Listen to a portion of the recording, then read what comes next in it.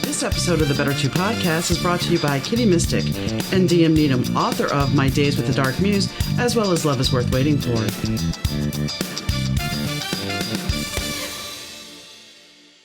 Hi gang, Donna here. Thanks for tuning into the Better 2 podcast. Today's guest is Audra Bryant. She's got a podcast called I've Got Scars, Baby. And we delve into that. And we also delve into how when she was 18 months old, her curiosity got the best of her, and she ended up having something happen that would present with her having 6 surgeries and scar her for the rest of her life. But it's not a bad story. It's a story about learning about loving yourself. And I think anybody can benefit from hearing it. Hi, Audra. How are you doing today? I'm good. How are you? I'm doing good. So when we first talked, when you first reached out, you said you wanted to be a guest on the podcast, and you have your own podcast. Yes. I've Got Scars, Baby. And, yes. A lot of people have metaphorical scars, but you actually had an experience when you were a little baby that caused you some painful scars. So why don't you tell us a little bit about that? Yes. So I was burned at 18 months old.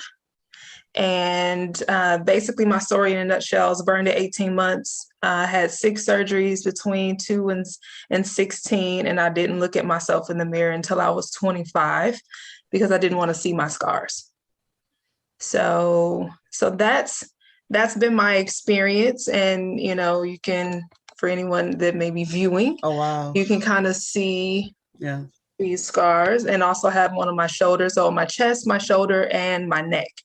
So, yeah. Wow.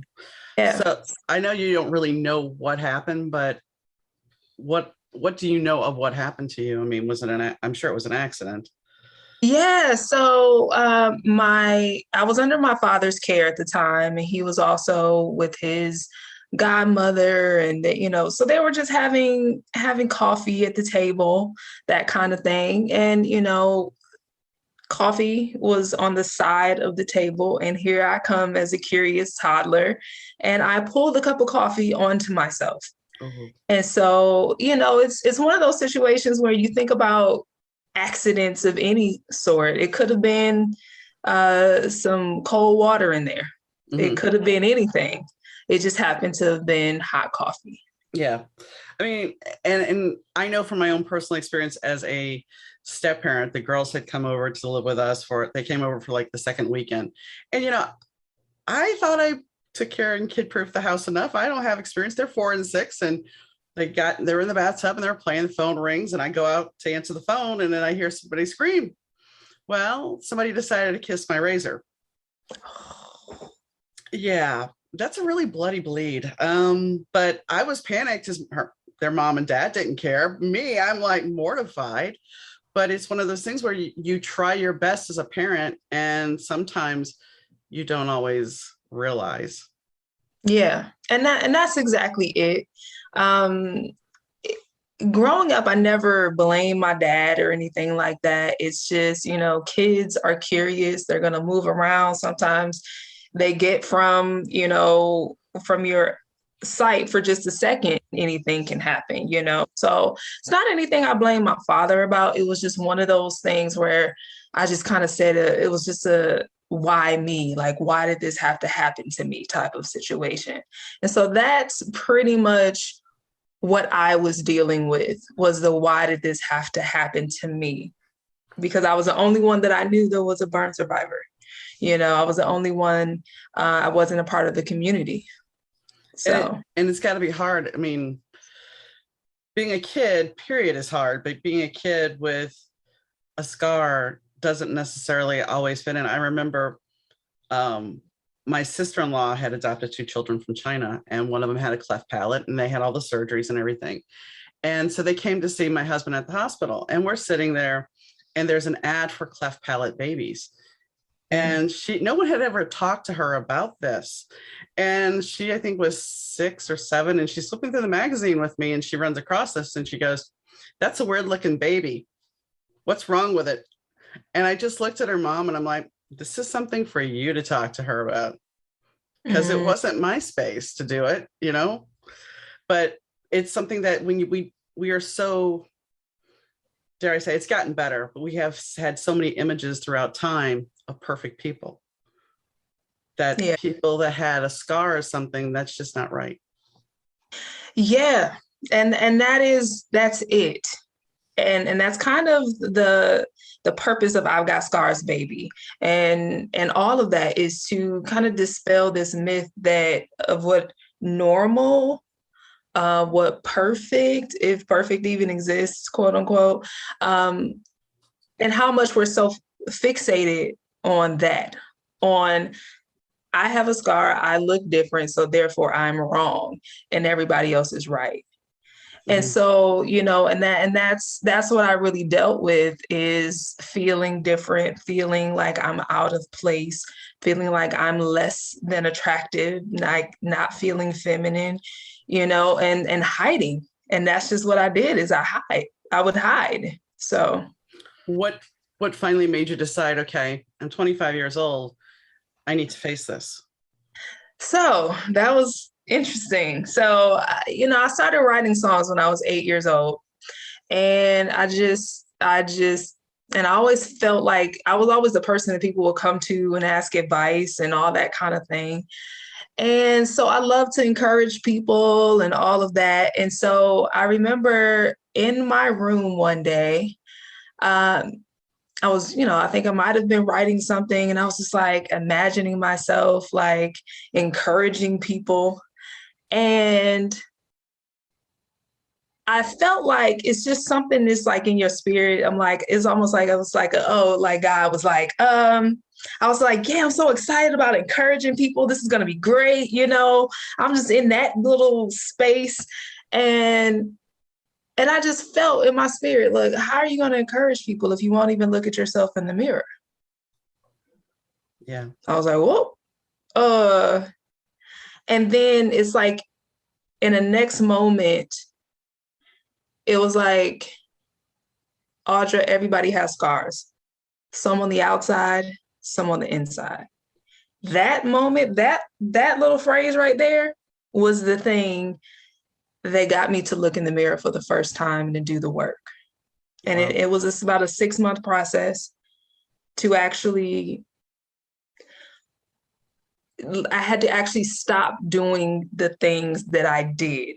I had practiced for so long getting in the shower, getting out of the shower, bypassing the mirror completely, putting on my clothes, and then going and doing anything in the mirror as long as I could put something on that covered me up. And that's what I had practiced doing. So I had to practice getting out of the shower, wrapping Mhm. my towel around myself, but looking at myself in the mirror at my scar. I had to practice that. Being honest with yourself. Exactly. Yeah. So I would have to, I mean, you can answer or you don't have to answer, but Mhm. you know, the one thing, how did this affect you in a relationship situation? Because so much, I mean, even now, Mm-hmm. it's like, how do you, dare I say, bare your soul, get naked with someone if you're not comfortable with yourself? Oh, you are asking good questions on today. Sorry. Uh, You're not, if you don't, but if it's no, too personal, you don't have oh, to, it's but not. It's okay. not. I actually shared in my book. Okay. So there's a passage in there, and I remember distinctly one year. I Here, just let me kind of preface it by saying this. Others, like anybody I dated, any guy that I dated, he was way more okay with my scar than I was. So Okay. let me just kind of say that. So I remember specifically my boyfriend at the time. It was his birthday, and I bought him a gift that he really, really, really liked. And to thank me, he kissed the tip of my scar. Yeah, you say "aw," and But that sounds sweet, I know it sounds sweet, but you're mortified. but for me, Yeah. Yeah. it was the most uncomfortable feeling I'd ever felt in the world. It felt like it felt like akin to like molestation. Like that's the only thing I could think of, because in my head, I disappeared. That's how disconnected I was from my body. I disappeared and I like froze. I was frozen. It was uncomfortable. What was probably like 2 seconds felt like 10 minutes. It was awful, honestly. Yeah. It was awful.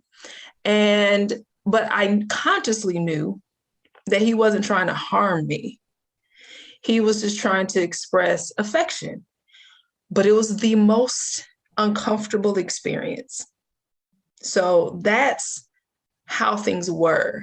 I mean, let alone, one of the things I always said, I said, making out with me was like playing a game of Twister. Like, you can kiss here, but not here. You can kiss here, but not here. Is that kind of a thing.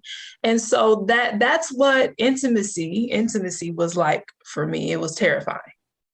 I can imagine. And, yeah, you know, the thing is, even if you're a healthy person, and I'm not discrediting you, even if you're a healthy person, there's still so many stigmas and phobias that I don't have a perfect body. Yeah.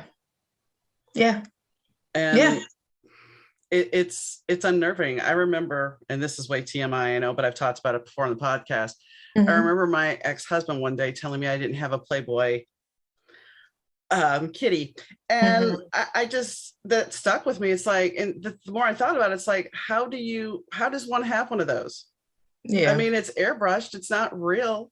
Yeah. And I heard people get surgeries and things, all types of stuff. Why do we have to conform so much to be this Barbie doll cookie cutter? And I think we don't. I think it's just that one of the things I learned in this whole process was the importance of vulnerability and like integrity, having integrity with yourself. And just learning like this idea of self-acceptance on a very like powerful level. And it's like,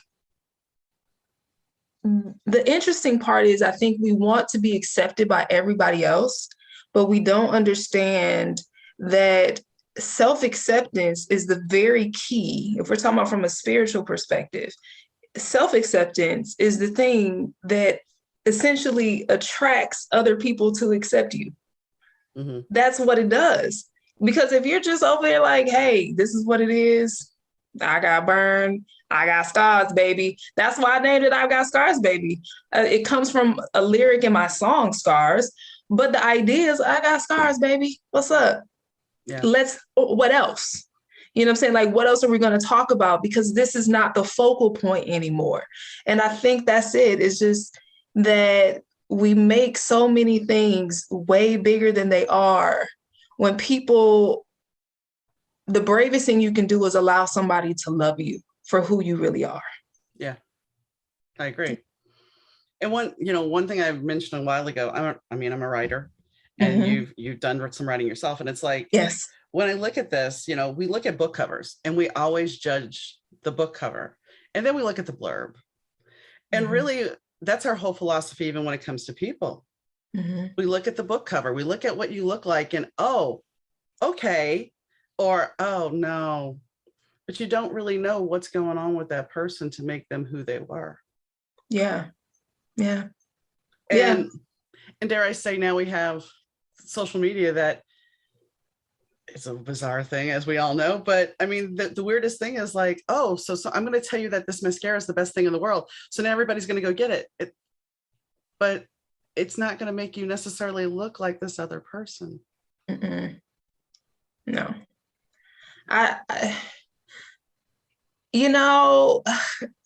Media in general, I always kind of look at it like this. Media is doing the job that it's supposed to do. And the job at the end of the day is like, look, if people as a whole felt really good about themselves, that would affect the economy. Mm-hmm. You know what I'm saying? Mm-hmm. Yes, and it's like, Well, are you going to go and buy this product or buy this car if it doesn't make you feel better about yourself? If you were just over here all confident and happy and everything is fine, you're less likely to need a lot of things from the outside to make you feel good. And so I think, though, that doesn't mean that you can't enjoy the car, No. enjoy the nice house, the nice clothes, the makeup. But if you're enjoying it in a way where you understand, you're very clear that this does not make you anything more or less. It just is something that you might choose to have. And so, but I think you probably are going to get a lot more customers if it's like, oh, you need this. Well, yeah. I mean, when you look at it, something you said, it's very true here, because we are all taught from a very young age that outside stimulation or outside factors will make us better. Whether it's our parents' love, whether it's our teachers' praise, we're taught consistently that the outside matters. Yeah. And there's no time to really sit there and go, okay, you need to look on the inside for you. Yeah. You need to confront what's going on with you. If something's bothering you, you need to take a look at it. We don't teach self-care in school. We don't teach journaling. We don't teach mental health. And then we wonder why we have so many people that are messed up. Well, if everybody's trying to look like and keep up with the Joneses or the Smiths or whoever, how are we ever going to actually look and connect with people? And you're absolutely right about that. That is what we have to shift. It's critically important. And that is really like the focus that I'm looking to have. And that's the lesson I had to really learn. And I feel like I'm still learning in many ways, is that, okay, really how I change whatever's going on out here is in here. Mm-hmm. That's how I shifted. And it's like, as soon as I shifted my perspective about my scar, the less I feel like I see eyes looking at my scar. That's very interesting, right? The scar is not gone away, it's the same. But when I started to accept it, it's like, I don't see the eyes. I don't see the stares. I don't see what happens. Sometimes I do with kids, especially I will. Yeah. But it's one of those things where it's just like when you explain to a child what happened and what's going on, what I noticed is that they're just like, I just don't want you to be hurt. Yeah. You see what I'm saying? Mm-hmm. So it's coming from a place of love, when at one point in time, especially in my experience, because I had an experience at 3 years old in a ballet class that was just like, so when it's coming from a place of love, then it's just like, oh, well, it's not bad. This person cares about me. You know what I'm saying? Mm-hmm. Yeah, I do. Oh, yeah.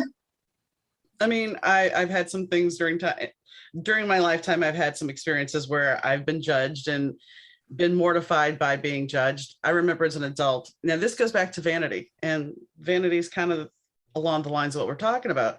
And I remember I had a ganglion cyst in my hand, and I'm like, well, I should get that taken care of. And so they tried to break it and everything. It didn't. We're going to have to do surgery.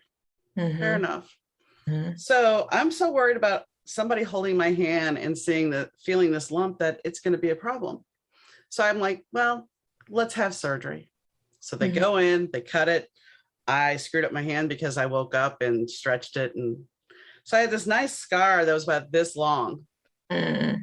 And guess what? I still have a bone spur. So I still have the lump in my hand, and I had a scar. I ended up having to do 2 surgeries, and the scar is better, but I mean, you can't even see it now. But at one point it was really a bad keloid scar. And I remember my oldest stepdaughter, because I hadn't seen her for a while and I had gone to visit, and she looked at me and I got so tired of asking how I had gotten the scar. I mean, that was like, it was the conversation piece. How'd you get that?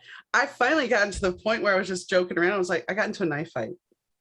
That's exactly what happened. I got into a knife fight. Because it's like, you get so tired of trying to explain the story. Yeah.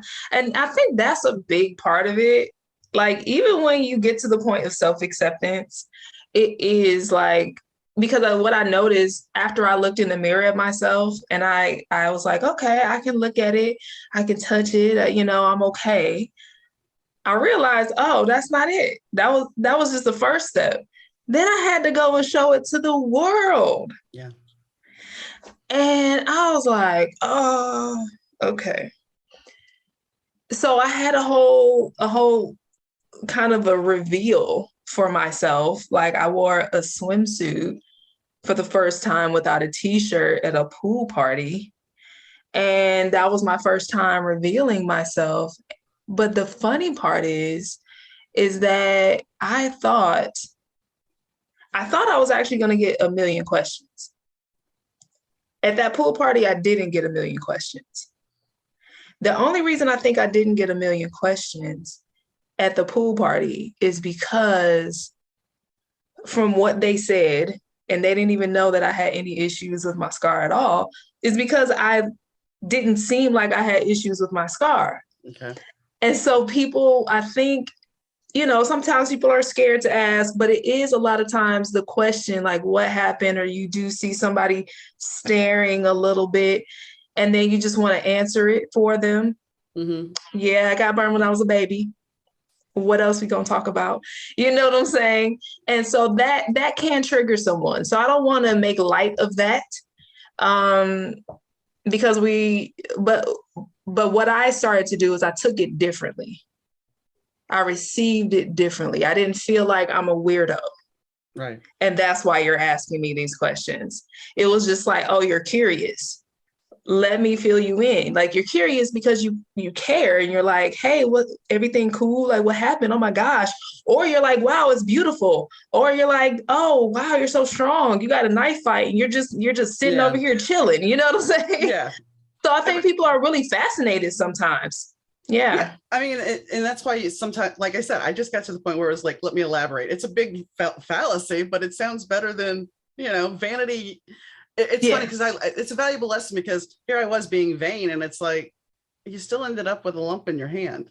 You're still back to where you started. And that's the thing I don't think many people realize, especially with the aging process. Well, I better go get this done, this done, this done. Yeah. But it's your body. Your beauty has changed. You're not the same person you were in your 20s. Yeah. Yeah. That's a whole thing right there. I think that, can be alarming. Mm-hmm. But it's also kind of like, well, what are your options? Well, their options are, you can fill yourself with silicone and Botox. And I'm not saying I wouldn't do that, because but there are some people that just don't want to age. And it's like, and I get that. I get it. But at a certain point, what are you doing to your face? What are you doing to your body? I mean, singer Kenny Rogers does not even look like himself, or didn't look like himself before he's looking feminine. And it's like, why do you want to do that? Bruce Jenner, granted, before his surgery, when he was Bruce, why do you want to do that? You know what I would like to see? I'll say this. I would like for us as people, as human beings, to get to a point where we love ourselves so completely and so thoroughly that it's like, literally, like, if you don't love me the way I am, all right, you don't get all this goodness then. Like, you're not going to experience the goodness that is me. And that's really sad. Mm-hmm. That you're going to let a very, very small natural thing deter you from liking me or drawing to me or feeling connected to me. And I think, though, what I will say is that I started looking at, comments. I watch comments and stuff when they look at people and certain celebrities and everything. And especially when certain celebrities may have had some work done or things like that, people do actually say, like, why did you do that? You were so beautiful, or you were so attractive, or you look great before. Mm-hmm. And so I think sometimes, and it makes me wonder if sometimes it's because, um, if it's because we feel like we have to look a certain way in order to be accepted. Mm-hmm. But because I even, I've heard people say, man, like the women in the 90s are beautiful because their makeup was so natural looking and they just, they were healthy looking and just vibrant and they just threw a little something on and they were fine. And I think that might be the situation. And we may not always know that people are just like, yeah, I would like for you to just look like that. Well, I mean, honestly, before I started doing the podcast, I rarely wore makeup. And when I'm not doing the Mm, podcast, I don't wear it. And my husband never cared. yeah. He liked me for me. And, going back to celebrity culture for a second, there's Paulina Porskova.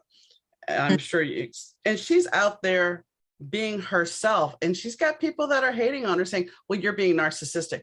Why is she being narcissistic when she's trying to champion that I'm old and I'm willing to be natural. I'm willing to be me. I'm willing to bare my soul and be me. Granted, she looks great and not all of us have that luxury, but why are we attacking somebody because they're willing to be who they were or who they are?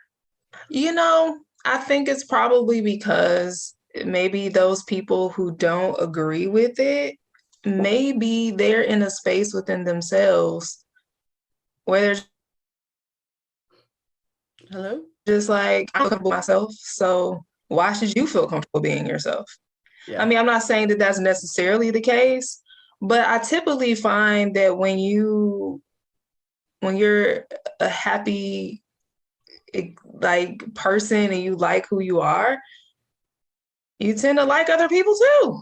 Yeah. You tend to just let people do what they do and be who they are, and you're okay with it.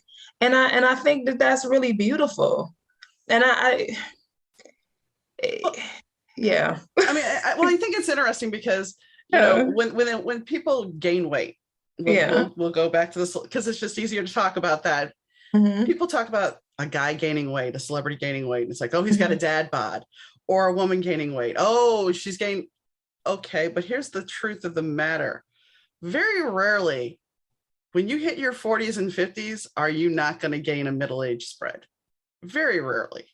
Mm-hmm. But we don't accept that. We do the whole diet culture. We do the whole exercise culture that I'm going to go to the gym starting the beginning of the year. What about health issues that actually cause you not to be able to lose that weight, or to gain it? Yeah. I mean, I'm a believer in taking care of your vessel the best way that you can. Like, um, I believe in being healthy in general. Mm-hmm. And, so if we think about eating in a way that is healthiest for you, exercising so that you are healthy and not doing things that could be harmful towards you. Because sometimes if you do a certain diet thing, Mm-hmm. it may not really be healthy for you. It could be harmful. So, but I think if you are unhappy with what you're seeing showing up on your body, if you're unhappy with your weight and things of that sort, if you can fix it with like diet and exercise, like maybe that, what, I just love to eat fried chicken and mac and cheese all the time. Like if that's your thing and that's negatively impacting your health, then that's a personal thing. Mm-hmm. That's something that you need to go like, I need to fix this. But if you gain some weight naturally because, you're middle age, you still work out, you still, are eating healthy, and that's just your natural weight, then just be okay with it. Well, Be like, okay, you got some curves. All right, you got some grown woman curves. That's the thing. It's like people will think, oh, well, there was a woman that I know who was proud of herself because she could still fit into like teenage size clothes and she was in her 50s. And I'm like, okay, that's good. That's good. But I'm like, and then she'd be like, I'm just so fat. And I'm thinking to myself, honey, you can still fit in teenage clothes. Why are you saying this? Well, I think that's probably also a situation where people are like, I need a little ego stroke. yeah, it's probably, it probably feels good. It's kind of like that. Oh, I still like, I'm smaller than I was in high school, and you're like 35 or something like that. Mm-hmm. But I also think too that we have to. It's important also to look at um, what culture is saying is normal. I think it would be good to look at what culture is saying is normal. If culture is saying that having at least 3 ailments by the time you're 50 is normal, you can follow culture and be normal, or you can do something, you can be counterculture, so to speak, and not have any ailments, or have 6 ailments, twice the amount of ailments. You see what I'm saying? Yeah. Yeah. So it's kind of like, pick whatever you want to do, pick it and go with it. And maybe her thing was just like, look, I'm just excited that I'm tiny. And that's Yeah. how she, as long as she's not over here eating a cracker a day, then she should be. Well, she wasn't actually eating a lot. So that's why I was just kind of like, you need to make sure you're eating. But, Yeah. the fact is, it goes down to, and I've talked about this before on the show many a times, about labels. We label everything and everyone. And if you don't fit into a little box, then, well, we don't know what to do with you. And that goes back to, if we taught school, granted, I know we need a well-rounded education. That's what really is funny when you think about college. We say we're going to give you a well-rounded education. Shouldn't that well-rounded education start in grammar school, where you know how to relate to people and talk to people and, handle stress? Yeah, you would think that that they would teach, the fundamentals would be about, financial, building wealth and things like that, and being financially conscious, so to speak, and how to I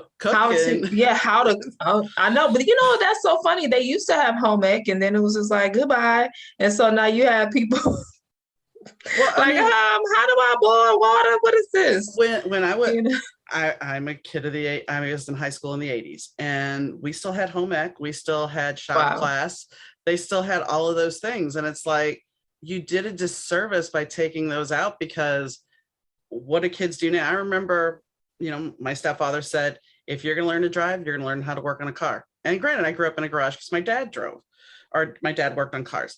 So it wasn't scary for me to say, okay, I'll do this. I just did it. And I remember getting a flat, and it had been snowing, and my friend's car got a flat, and she's like, well, let's call road service. And I'm like, why?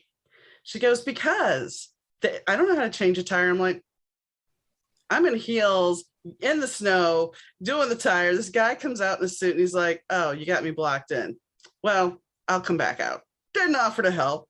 I changed the tire and I was fine with it. It's just like, now and this is outside Chicago. When I lived in a small town in Indiana, even here in a small town, if I go to check my tire pressure, oh, no, let me get that for you, ma'am. Yep. It's like, yep. What? Yeah. But I mean, my whole point is, if you teach kids fundamentals, even growing vegetables, you're giving them something that, I'm not saying that what they learn is wrong. It's not. But you're giving them some fundamental education on how they can take care of themselves. I hear you, and that sounds so much like right. Yeah, I mean, it just, honestly, it makes sense. And because I didn't grow up, and I wasn't at home ec or anything like that, and it's just like, and it shows. Like, it shows. And it's one of those situations where, unfortunately, you're not going to get that education, because when you become an adult, if you don't learn it as a child, then you have to go and pay for it. Mm-hmm. And so that's just what it is. And so I think that even, as an adult, we have to kind of look at maybe the things that we did not learn. And then we have to say, okay, I need to educate myself in these areas. That's just what it boils down to. Because it's not going to just be given, No. unfortunately. And so, yeah, you just got to have to do what you have to do to actually learn those things so that you can have a life that you feel empowered by. You have knowledge that you can, that's very practical. Well, the internet's a great tool for that. And I'm going to say this. I didn't go to home ec. I did not go to home ec. But Okay. I had a grandmother who knew how to cook. And I was just There having you this go. conversation earlier today. And I'm like, yeah, I got a ham. So now I can make split pea soup, red beans, black bean soup. And my friend's like, you're actually cooking this? She's like, are you using canned? I'm like, no, I'm using dried beans. Because that's all, making it from scratch. But because I had a grandma. Yeah. However, when it comes to making roux, I'm from New Orleans. When it comes to making roux, Oh, I can't stand making roux. I don't have the patience to make roux. I have an uncle that when he gets stressed, that is his zen time, sitting there making a wow. roux. I'm like, no. First of all, you just done said it. You from New Orleans? Because I went to school in New Orleans. I went to Xavier, and I was just Okay. like, what in the world is this deliciousness that is down here in this city? Okay. Yeah. So that means you know what you're doing, girl. Okay. You know what you're doing, child. Lord. Well, here, since you've been down there, you'll have a good laugh. When my husband and I first started dating, he's like, Yeah. I want to cook you dinner. I'm like, okay. And he's like, yeah, I'll make steak and this, and I'll make some red beans and rice. And I looked over at him and I'm thinking to myself, boy, you have lived in Chicago all your life. What are you talking about? Red beans and rice. I said, are you going to use Zatarans? He's like, yeah, the Zatarans in the box. I said, honey, that's not red beans and rice. He just offended you, okay? I just looked over and he's like, yeah. When I made them for him, he's like, these are nice and creamy. Well, yeah, that's not like Zatarans. I'm like, no. See, I ain't nothing for me to talk about anymore. You talking about New Orleans and all of the goodness? Like, you might as well just end the cooking conversation at that point, okay? I like give credit where credit is due. And so, but yeah, I mean, that's really what it boils down to, is that's when you got Zatarans. Hey, because that was the first thing I thought about. I was like, oh, he got some Zatarans. Well, that's the thing. That's the perception. And here's it goes back to, over time, things have changed. So Zatarans has become perfectly acceptable. Yes. But I know from my grandmother how to make this. So therefore, ergo, but that doesn't always work out, because people that have never had true red beans and rice are like, well, this isn't right. And I'm going to be really gross right now. My dad taught me to put in red beans and rice, you put a little mayo in there to give it a little zing. Really? Yeah. Yeah. Oh, wow. See, I did not know about that. See, you see what I'm saying? All the information that I did not know anything about. Look at you. Yeah, well. Schooling me. Let's get back to the topic at hand. Yes. So one thing when you were talking about writing music that kind of stuck out to me is the song Christina Aguilera wrote called Beautiful. Yes. And I remember listening to that first time because, I mean, I've had my own issues with the way I look. I think we all have. And I remember crying listening to that song. Yeah. So did that song have any meaning for you when you heard it? When it first came out, I definitely, I'm going to be honest. When it first came out, I wasn't necessarily in a place where I'd explored myself and how I connected to myself and related to beauty as it pertained to me. Because if I think about it, that was quite some time ago that came out, a little while ago. And so not until, and I'll talk about, but I will talk about my song Scars. Please do. That was actually the opening of this whole kind of can of worms for me, so to speak. I'd had the revelation of looking at myself in the mirror when I was 25. But it took me at least about 10 years or so to write the song. And I asked myself, well, why did it take me so long to write the song? Because I thought that I had gotten to a space within myself where I felt confident, I felt good, and I was, letting people see my scars and all of that. And I tried to write the song every now and then over those 10 years, and it never came out right. And when I say right, it never came out, it didn't feel right. It came out, it was a sad song, like, oh, these scars, I'm so sad, like all of that. It was just sad. Mm-hmm. I was just like, this doesn't feel right. And what I didn't realize, because I tend, like, as an artist, as a creator, that's where I'm honest. When you're writing out, so when you're creative, it's just the honesty just kind of comes out. Right. And it's like, that's just what it is. And so I then started to realize, oh, the reason why I didn't feel right is because I hadn't fully healed. I hadn't fully accepted my scars for real. I didn't want to talk about them. I finally got to a point where I felt more of like a functional person, where I'm not wearing turtlenecks and t-shirts that come up to here all the time. Like, I'm finally able to let wear a swimsuit without a t-shirt. That was, that's great progress. But fully reconciling within my mind that I'm okay with this. I'm still beautiful. I am everything. Like, life would not have been better had I not had this scar.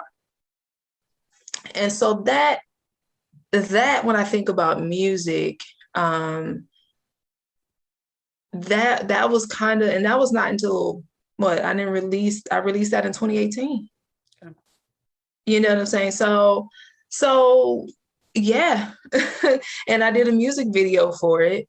And that was really me showing the world, like officially showing the world, okay, I think I'm good, Mm-hmm.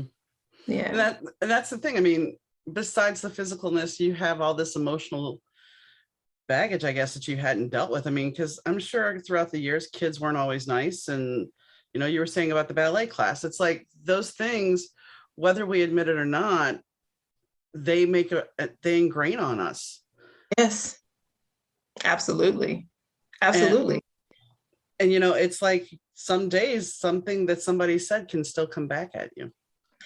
For sure. And that's really what it was, is that it was a situation where, yeah, you have to process the emotions behind the thing. And I think and I say we, because I just imagine that other people may experience that as well, is that you might get to the functional part. Okay, I still have to go to work. I still have to do this, right? You may get to the functional part, but how you really feel on the inside, you may suppress that. Mm-hmm. And so whoever's listening, it's like, okay, yeah. It's like I guess the idea, almost like the concept of a functioning alcoholic, so to speak. It's like, yeah, you may be able to get all the things done. You may be able to do well at work and take care of the kids and take care of your spouse and whatever. But how are you feeling, though, for real? Well, and that goes back to people like Kate Spade and Anthony Bourdain, who the world thought they had their stuff together. Yeah. Yeah. Yeah. And that's it. That's why you can never, that's why when I think about the revelation of everybody has scars, some of the outside, some of the inside, it made me feel like I wasn't alone. And that's what I needed to feel in order to heal. So whoever's listening, you're not alone. Mm. Everybody has scars. And even if they are high functioning, they could be on a red carpet looking fabulous. You have no idea what they go home with. No. Every night. You have no idea how they see themselves, or something they may not be able to forgive themselves for, or whatever. You have no idea. No. That's why you can't envy, like envying someone or feeling like someone has a better life because maybe they have more money or they have children or they have a husband or a wife or this or that. No, because you just never know No. what the circumstances are behind all the things. And that doesn't mean that it's bad necessarily, because they can literally have a great family or whatever, but they could still have an insecurity Well, or several. I mean, look at the whole Jason Momoa, Lisa Bonet thing. Everybody saw them as this perfect little couple. But now it's like you have so many people speculating, even though they've said, please do not. People are just speculating left and right about what happened. Well, nobody was in their bedroom. Nobody was in there. Nobody was listening to them daily. Just like, I'm a kid from divorce. I've gone through a divorce. You don't know what was going on between them. Mm-mm. And that's the one thing everybody's like, oh, well, if I had $1 million, life would be perfect. Would it? Because it's like and I know this for a fact. I remember being 21 and I'm like, okay, I'm moving to Dallas, I'm going to start a band, everything's going to be good. No, because here's the thing, until you actually deal with your own personal stuff, it doesn't matter how much money you have, doesn't matter the partner you have, you're still taking you with you. Yes. And so many people don't realize that. And I think honestly, probably the hardest thing and the thing that would really, really help if you're really disciplined in the area is the whole idea of like watering your own grass. Mm-hmm. Instead of thinking the grass is greener, just really water your grass and take really good care of it and nurture it.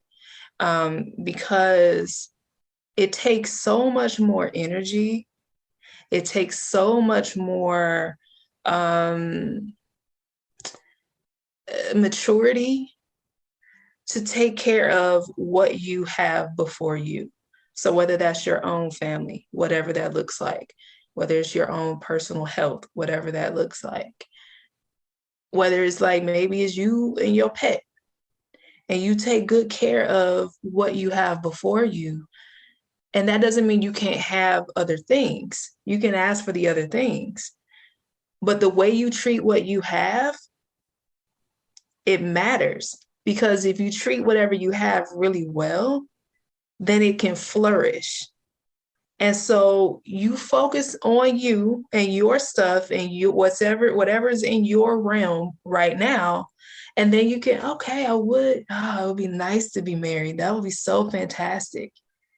But if you're neglecting your own health, if you're neglecting your space, whatever that is, then even if you attract that other person into your life, are you going to have the energy to take to go out and do whatever with them? Are you going to do you want to invite them over to your space? Because if your space look like a hurricane and come in there because you so focused on everybody else being married and all of that, you see what I'm saying? Oh, I know exactly what you're saying. So I'm like, take care of what you got going on, because then when you get that person in your life, right? Oh, if you're used to taking care of and watering your own grass, you done watered this relationship. Now the relationship is strong and beautiful.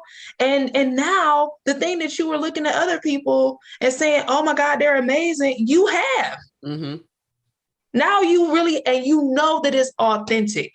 That's the thing. You know, because you are experiencing, you're living it, that is real. And that's the thing. So many people don't know what's real. Yes. That's why mind your beeswax. I do have to laugh because somebody on TikTok, they friended me. Mm-hmm. And they were like, I could actually look it up I will look it up because it's just too ridiculous. And there's no other picture, nothing else. They just make this comment to me. And I'm just sitting there going, are you kidding me? And I actually wrote back, does this actually work? Because I had never heard something so ludicrous as this. Hello, beautiful. How are you doing today? I want you to be my sugar baby. I will pay you weekly. I'm like, does this actually work? And then I blocked him because I'm like, I'm not partaking of this at all. There's no real name. There's just some, they created some fake profile. And I'm just like, does somebody actually fall for this? I have no idea, but I imagine somebody might say, you know what, let me give it a shot. You never know. I don't know. Oh, go ahead. Okay, no, wait, I have a question really quick. Okay. I do want to ask, and because if this is just going to be completely live, that's fine. But I did something I shouldn't have done, and I forgot to plug in my computer. And so I wanted to grab my plug or my cord so I can plug it in so it doesn't die. No, we can cut it. We can edit. Go ahead. Okay, we can. Okay. Yeah. It's not completely live. Okay. Oh man, I was like, no, I forgot. Okay. No, in fact, I have a sound guy who will go through and edit out everything for me. Thank goodness. Oh, wonderful, wonderful, so wonderful. I felt so bad. I was like, oh no, I thought I had plugged it in. No, that's good. I'm good. It's completely fine. And I mean, it's ridiculous about the TikTok thing. It's just one of those things where it's like, as a woman, you get that a lot. It's like, hi, beautiful. It's like, really? You don't even know me. And you're just. Well, it's social media. And I think people probably, like, especially if they watch you, if they're looking at some of the things you've posted or whatever, they may kind of almost feel like they know you a little bit. I guess. Or maybe you just fan and they like, hey, what's up, fan? And I want to come holler at you. I guess how do I say this? I've gotten too old for this. Okay. She's like, it's not that I'm ancient. I mean, I'm 54, but the whole fact is, it's just like, I want somebody to talk to that's real, don't come at me with some BS that I'm not. And this goes back to exactly what we're talking about. Yeah. I'm not comfortable now being called beautiful. I don't feel that way anymore. Really? Yeah. It's not that I'm ugly, but I don't feel, I can look back at myself. And this is something, I had a mother who would sit there and tell me, and I wasn't overweight, but I'm big boned. I am big boned, and I know people are like, oh, that's fat. No, it's big. There are people that are bigger boned. Mm-hmm. Yeah. And she would tell me, well, you'd be so much prettier if you lost weight. So even when I look back, and then the funny thing is, so I got down, I was after high school. I was down to 135 and I was rocking. I still couldn't wear a size 7. I would never wear a size 7 because I'm tall. So there's no way. I was 5'8". There's no way I'm going to wear a size, and I'm busty. Yeah. So there's no way. Yeah. And I come home and she looks at me and she goes, you're too gaunt. Okay. So there was no winning. So it's like now when I look back at those pictures and I think, well, I looked really good. I still hear her and I'm like, no, I'm overweight now. And now I have a health condition. So it's like. So here, now that right there, I would call that a scar. Mm-hmm. It is. Because I'm glad that you brought this up, and I'm sorry that happened to you, but it's one of those things where a lot of times, so many times, pretty much I don't know if I would necessarily say 90% of the time, but probably that or more. Our scars are not really our scars.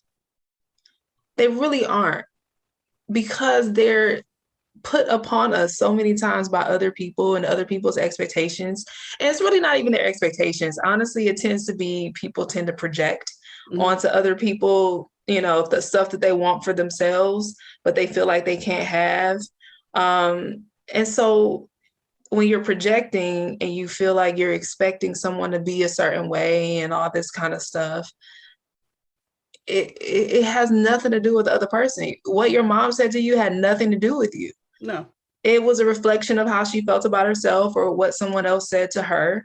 And it's unfortunate, but then now you're growing up with a complex, like, I'm not beautiful. And if someone says that you are, then you look at them, it goes over your head or you cringe. And honestly, I had the same situation where it's just like, people would tell me like, oh, you're pretty. And it will go right over my head. It was just like, you could have just said, oh, you have a blue shirt on. It's the same thing, you know? But, and I would encourage you, if you haven't, or anyone that may have had this experience, I had to tell myself that I'm beautiful. I actually did this. It was a practice that I did. And I started in October of that year. And I remember it was October because I started saying, I am beautiful in the mirror twice a day, in the morning when I brush my teeth and at night when I brush my teeth. And I didn't like, it felt weird at first. This is like, what is this? This is weird. And then I did it until December. I went home. I did it every day until December. I went home to visit some family, and I ran into one of my guy friends, and we're just friends. Like, and he looked at me and he said, somehow you're more beautiful. Had no idea I was saying these affirmations, right? Mm-hmm. And what I learned in that experience is that I was able to receive compliments better. It taught me, it made my subconscious mind okay with feeling good and feeling beautiful. So, you know, if you ever desire to, the fact that he said he had never said that before. Yeah. Somehow you're more beautiful. That to me was like confirmation that the work that I was doing was not just inner work. It actually reflected outside of me. So, yeah. I think, and see, here's the other caveat is the fact that I was in a relationship for 16 years. I had my husband. It was great. My husband was legally blind at a certain point, so it didn't matter how I looked. And I was accepted purely for who I was. Yeah. And that's an awesome feeling. However, he's no longer with us. So therefore now it's like, when I look at my thinning hair and I look at that I'm older and I've gained weight, it's like, I don't see that person. So it's kind of coming to a reckoning of things we talked about, of there's certain things in my body I'm not going to be able to change. And, you know, there's the whole avenue of, so when you do date somebody, how is it going to feel to be intimate with them? Yeah. You know? Yeah, I hear you. I'm reading a book and it talks about the power of your subconscious mind. Such a good book. And it's like you hear certain things, like I've heard this kind of stuff before, but I'm like, is it for real? Like how, like, but reading this, and it shares certain stories and examples of other people's experiences. But really, what happens is, like, there's also a water experiment. I can't remember this doctor, but I think he might have been Japanese. I'm not sure. But it was also like really talking to water. Okay. And it changes, like on a microscopic level, what the water looks like. Okay. So it changed, like, I could totally send you like a video about it, but like a YouTube video or something. But it actually changed what the water molecules and everything look like under the microscope, just based on what you said to it. And I thought that was like, wow, that's powerful. And then reading this book about the subconscious mind and how the subconscious mind will actually, the way you program it is the way it starts to show up in your world and in your reality. So I say that all that to say that I truly believe that you have power, and all of us have power to speak to ourselves, to affirm ourselves, and not just as this, oh, this is a woo-woo spiritual thing. No. That you know what I'm saying, that's ineffective. Yeah. But it actually changes, like if we're made of 75% water or whatnot, it's changing us on a cellular level. And so you have no idea. Your hair might start getting thicker. Yeah. Your skin might start glowing more. And I really truly believe just speaking to yourself in those ways can shift everything. So I just feel like it's worth a try. This is work that I'm doing because I think we all deserve, on the deepest levels, to feel good about ourselves as we are, and give ourselves permission to feel good, especially if we have had trauma that has been kind of, against that. So, yeah. And I'm not going to disagree with any of that, because I've had a person on here that I know who lives in Australia who actually sees energy. And then I had a neuroscientist talk about how we are all connected. So yes, I do metaphysical work. So I Yes. do believe it. I would not disagree with you. I believe it wholeheartedly that yes, our thoughts can definitely make things happen for us. And subconsciously, it's hard to get out of that mire of negativity when you've been through it and you've had trauma. Yes. But before I let you go, I want to talk about your podcast a little. Yes. Tell my listeners about your show and what exactly do you do? Is it a solo podcast? Do you have guests come on? What do you do? So my podcast is called I've Got Scars, Baby. And, based on my story, like that's the reason for it, based on the story that I just, kind of explained to everyone.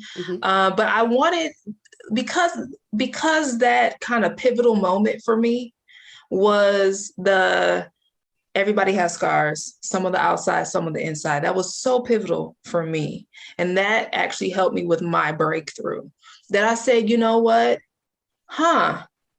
What if there was a podcast for other people to share their scars moment, their experience with trauma, and then share how they moved through this trauma and got on the other side of it and became empowered. So that's really kind of the focus of the show. So I speak with guests. I've had guests on the show. One guy, he's a Paralympic athlete, like a champion. He went to the Olympics, the Paralympics, but he has something called CMT, where it's a neuropathy. So he cannot feel his legs all the way down to his feet. And I said, well, how are you walking? He said, I have no idea, but he's a champion swimmer. And his story is amazing. I had someone on the show who had 3 kidney transplants. So I had a person on the show who had 2 lung transplants, but I've also had people on the show who've experienced, physical, sexual trauma, pregnant at 13 years old and out on their own, having to raise a child and, to raise themselves essentially. So I've had all these different people. I also had, so she's an influencer, Tabitha Brown, and she's everywhere, vegan influencer. And she talked about her journey of being not known at all to now I'm on Ellen and all these, just amazing experience. And so yeah, and really it's just because the story, when people share their story, I believe people can relate to it. Like you and I had this conversation and I relate to you and I'm sharing my story. Yeah. And it's beautiful when I think people can connect and relate to one another on the trauma. And if you can relate to one another on the trauma, you can relate to someone on the triumph as well, on the empowered side of that person. You're like, oh, it's possible. So yeah, that's my podcast and that's why I do it. And so, yeah. So is there anything that we did not discuss that you'd like to add? You know what? I feel like we talked about it all. Okay. I just, first of all, I just want to say thank you so much for having me on your podcast. This is amazing. And I don't take anything for granted that you saw my story and you felt that I was worth bringing on this show. Yeah. And I really hope that people listening understand that just because you're in a space right now doesn't mean you'll always be there. Exactly. And that's the beautiful part. Like, even if your circumstances don't change so much, like my scars are still here. But the thing that had to change was me and my perception and my consciousness. And sometimes you have situations, maybe something that happened to you when you were 6 years old, and you can't change what happened to you when you were 6 years old, but you can change your consciousness at whatever age you are right now so that you can have what you want, because you deserve to have what you want. So that's really all I want to share. I'm so grateful. I do want to say that I do have a book in case you want to kind of go a little bit deep in my story. I have what I call a self-help memoir. It's sharing my story, the depths of it, because it's more than just the physical scars, but how the physical scars related to other areas of my life, as in career and relationships as well. But it has questions at the end of every chapter for you to ask yourself, to examine your own story. But it's called I've Got Scars, Baby. It's on Amazon. You can go to audrabryant.com as well. But yeah, that's where I am. The only thing I do want to add one thing, is you were talking about the 6-year-old that may have experienced trauma. The fact of the matter is, when we are that young, even in our teenage years, if something happens to us, our mind protects us. It will reframe the situation where we don't look at it fully. We sit there, we mask it, and we dress it up in a bow that makes it palatable. Yes. It's Absolutely. not until we are older that we can sit there and actually unpack the truth of the story. Yes, I'm so glad that you shared that, because that's very, very true. Like, you don't know why you feel the way you feel, how you got to feel the way you feel, why you see the world the way you see the world, until you start to look back and say, oh, these things happened. Now, what I will say is that looking at where you are currently, and then looking at, just imagine what you really would like to have, right? Even if you just said, oh, that would be nice. Instead of, whether it's a big old house or a big old whatever, if you look at that and say, I would like to have this, and then look at yourself now and say, well, what is stopping me from necessarily having this, right? Then that's probably going to point you back to some other stuff that went on, certain blocks that were instilled in you when you were younger. So that can really help you to determine what you really want. Yeah, I agree. Yeah. I agree. I thank you, Audra, for coming on. And it's been a great conversation. Absolutely. Thank you so much. So Audra was very open about how this all occurred for her and about the journey that she went on that actually transformed her life. Her book, I've Got Scars, Baby, How to Embrace Your Scars, Empower Your Purpose. That if you're looking to try to heal yourself, and as she said, scars don't necessarily have to be physical. There are a lot of mental and emotional scars that we all have. And, if somebody says, oh, I don't have any, well, I'm going to say bullshit. I've kept it PC the whole time, but because we all have gone through some kind of trauma. I don't care how perfect you think somebody's life is. There's always a bit of trauma. There's always a bit of hurt and a bit of pain and a bit of sadness and loss, as well as joy, happiness, and all that other good stuff. But you have to actually confront that shadow side of yourself and take care of it and heal it. It's important. And, her podcast, I've Got Scars, Baby, I think, just like this show, she's putting it out there for people to learn something and see that they're not alone, to learn that there's another person on a journey.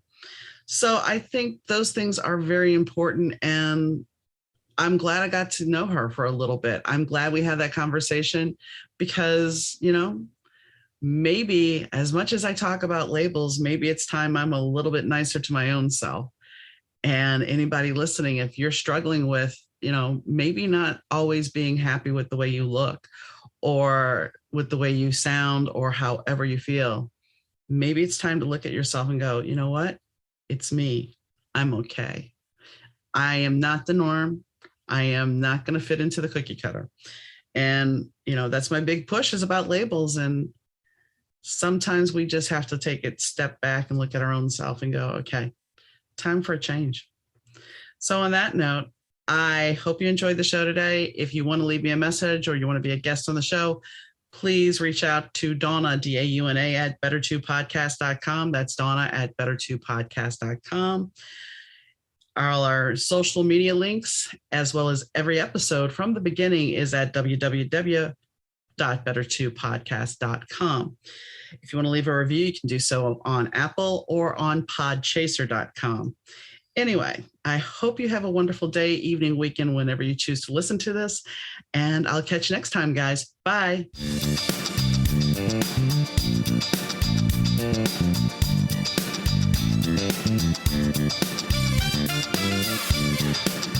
The Better 2 podcast is mixed, edited, and produced by Rich Zai of Third Ear Audio Productions.